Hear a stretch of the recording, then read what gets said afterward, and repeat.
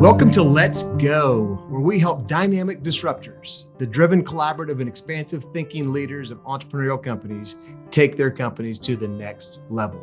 You know, the biggest thing on the minds of people right now is talent, access to talent, access to great, amazing talent. Whether you read Ernst & Young or Forbes or Wall Street Journal, Vistage, wherever you get your information, it's all that's on the minds of entrepreneurs and leaders everywhere. And that's what most of our clients want to talk about, hiring and retaining great talent.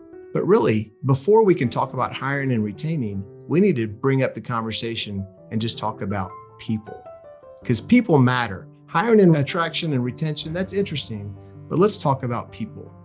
Today, I've got a very special guest to talk about people, JeVon McCormick. You know, a quick Google search will tell you a lot of interesting things about JeVon and how amazing this guy is. He's CEO of Scribe Media. He is a speaker and author. He's highly regarded. He's been named the #1 CEO in Austin. His company Scribe has been named to the best places to work in Austin many years. And he's got a awe-inspiring background that he's very open to talk about and share. So what makes Scribe Media and JeVon so amazing? Well, we're going to get into that today. So without further ado, let me introduce JeVon McCormick. Thank you so much for joining me today. My man, Kurt, what's going on? So you know I got to push at you right off the bat when we're going to, since we're here to talk about people, man. I'm going right at you. So you're 100% correct. Everyone's talking about people. You know, we how do we find great people? How do we find great talent? But you used a couple words in there, and so I got to challenge you right off the bat, Kurt. Let's go. When I hear recruiters, HR use the words recruit and retain. So I say this to people: I don't want to retain anyone. If you look up the definition of retain, it's to keep possession of. We know what that sounds like. So I don't want to retain anyone. So what we do is we look to attract and provide. We want to attract amazing people to our culture, to want to be a part of what we do. And then we want to provide them with meaningful work, fulfilling work, a great culture, a great tribe. So we attract and provide is what we look to do. Dude, you're speaking my language. We actually had this very conversation with Chris Allen last month where we talked about it's not retention. It should be more about attraction and attraction. Yes. Keep them motivated, keep them attracted to what you're providing. So I love it. We're on the same page, brother. Well, even think about this, words matter very much. And when I was a kid, I would always hear people say, what sticks and stones may break my bones, but words will never hurt me. And well, I mean, as you said about my background, I'm mixed race. My dad's Black, my mom's white. And when I would hear people say sticks and stones and words will never hurt me, I'm like, well, try being called half-breed, Oreo cookie, chocolate vanilla swirl, zebra, and words actually do hurt. So for me, I'm very intentional with the words that I use. And even now, we need to shift away from the verbiage that we've used. Case in point, the term or phrase or words, human capital. What the hell is that? We're not trafficking people. Like, there's no human capital. People are our #1 asset. No, my #1 asset are financials that are in the investment account. So, but it's not people. People are the greatest thing that I get to serve and support as a CEO. They're not human capital. They're not assets. They are the people that I get to serve and support. They are the people who execute on the vision. So we just need to shift the way we speak about people. Dude, I wish I had talked to you before I wrote that chapter of my book, which is coming out in about 4 to 6 weeks. But no, I love it. This is exactly what we talk about. So you're absolutely right. In fact, let's talk about that for a minute. When we talked a little bit about the best places to work awards and all kinds of awards for having an amazing culture, you said something to me that really struck me. And you said something along the lines of all these award ceremonies, they want to honor the CEO. Well, I want you to honor the company, not the CEO. Talk to me a little bit about that. Well, I find it interesting that and you look at this, Fortune 500, it doesn't matter. Everyone highlights the CEO. And I say this respectfully as a CEO. Yes, we cast a vision. Yes, we help with the strategy. Yes, we make some very tough decisions at times, but let's call it what it is.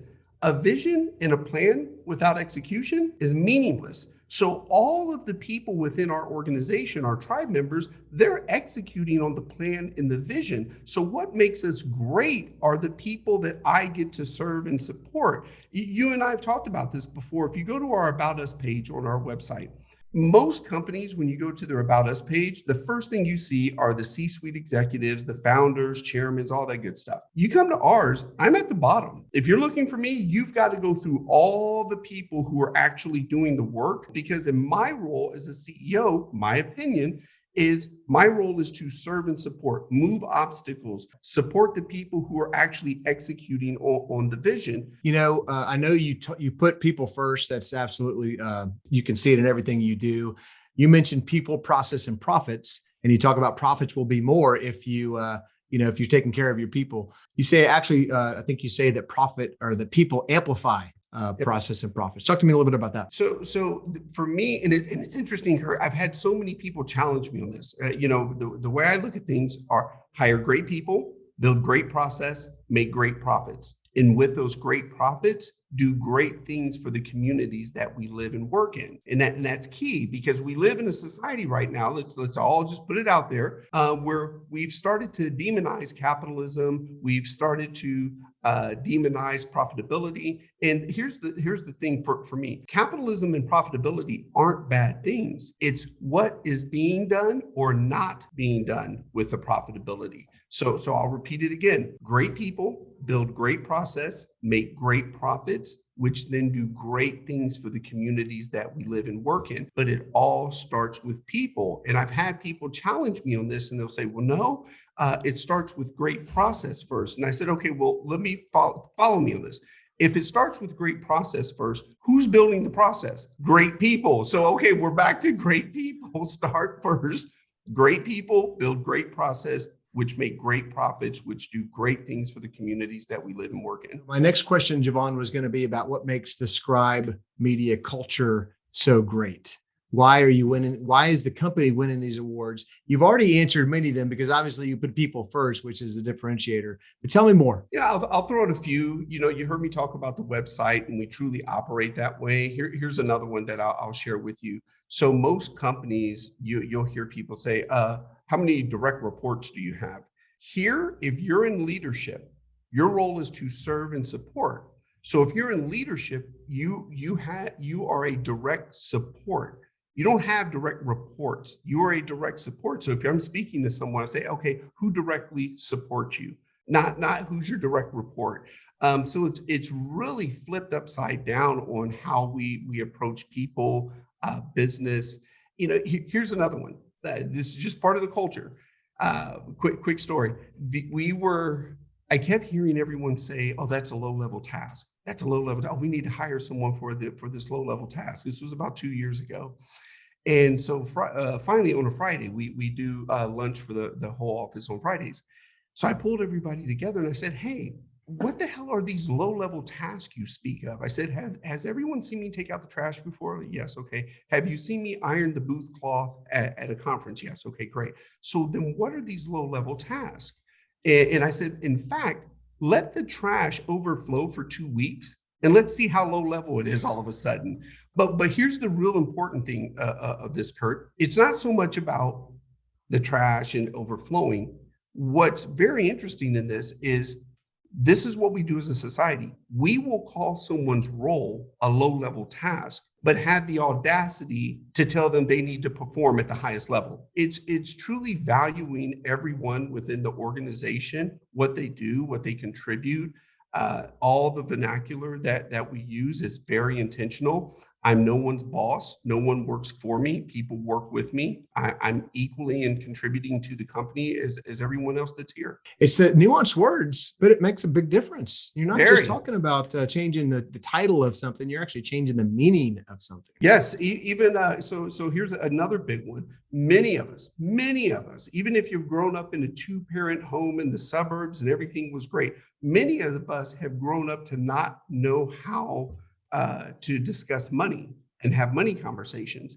So we have what's called salary conversations, salary discussions, We don't do salary negotiations because in the negotiation, someone has to win. And so we have people approach it in a salary discussion because you should be compensated for your worth, what you have earned, what you bring to the table, and you shouldn't have to negotiate your way to that. Well, I know that leads to a lot of efficiencies when your team is motivated to make an impact by identifying wastes and things like that. Yeah, it's those are just, like I said, a few things that we do for the culture. 100% paid for healthcare, medical, dental.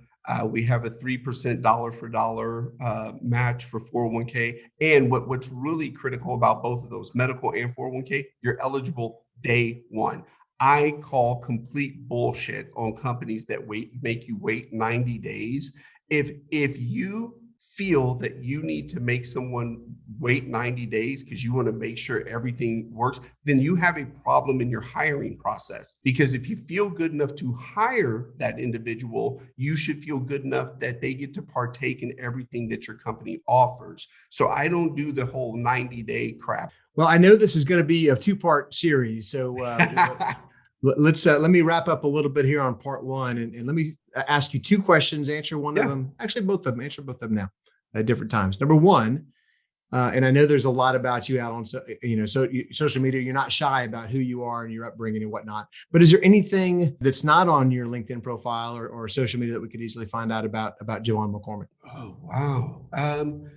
I mean, here would probably be the number one thing. People ask me how I do it, how I balance it all, because I have 4 children, my wife, my 4 children, the company. I've scaled my life down to 5 pillars: God, health, family, business, and investing. If it doesn't fall within those 5 pillars, I don't do it. None of the guys from the Super Bowl sent me any of their contracts for this year. I didn't get any money from them, so I didn't watch the Super Bowl. So I choose to spend that time with my children. And that's not to knock anyone else for how they use their time, but I find it interesting that we live in a society that we will complain about not having time, or I want to lose weight, but we'll sit on the couch and binge watch, which is just a horrible word, the Game of Thrones the whole damn weekend, but wake up Monday morning pissed off because we don't like where we are in our careers. I call complete bullshit on that. Man, let's take that one to the bank. I love that one.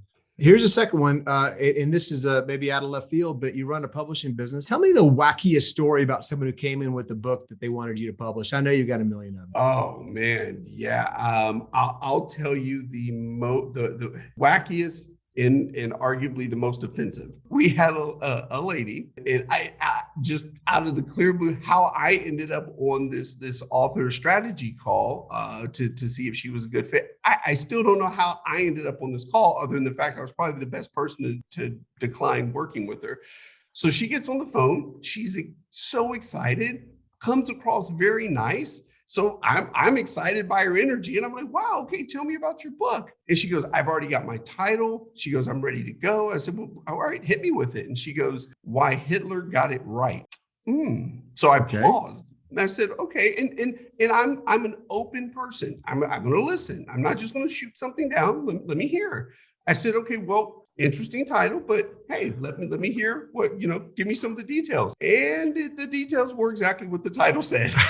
So I respectfully, I said, ma'am, I have to say, we will not be able to work with you. And I go, matter of fact, let me say it a little more clear. We will choose not to work with you. Of course, she dropped racial slurs and everything. But yeah, it was wacky and funny all at the same time for me. One, that someone would still want to do that book, which is hilarious to me. But even her response was somewhat comical to me, sad, but comical at the same time. Well, that's actually probably a great segue to part number 2. JeVon, thank you so much for joining me today. I really appreciate it. You've got such an amazing perspective, and you're doing some amazing work out there. So please keep up the great work. My man, Kurt, I appreciate it, sir.